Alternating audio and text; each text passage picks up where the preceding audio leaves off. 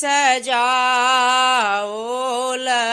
सिया जी के मारब कथिए सजाओल बरी यात है कथिए सजाओल बरी यात है सोना सजाओल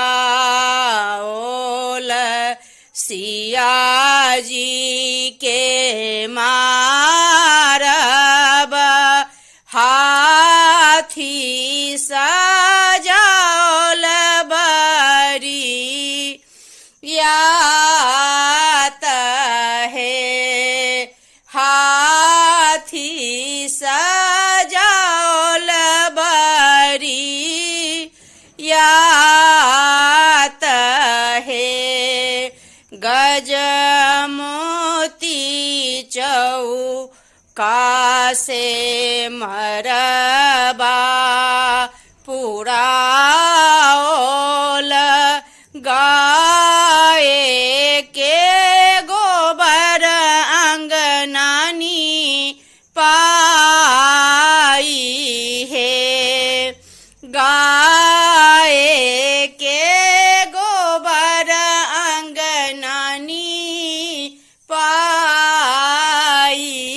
है सिया जी के तानी बिया है सीता जी के तानी बिया है।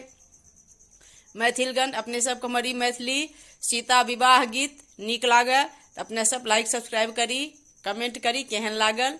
धन्यवाद। जय मैथिल जय मिथिला जय मिथिलांचल के मीठ बोली मैथिली भाषा। हम बिंदु झा अपने सबके अपन चैनल में बहुत बहुत स्वागत करै छी। धन्यवाद।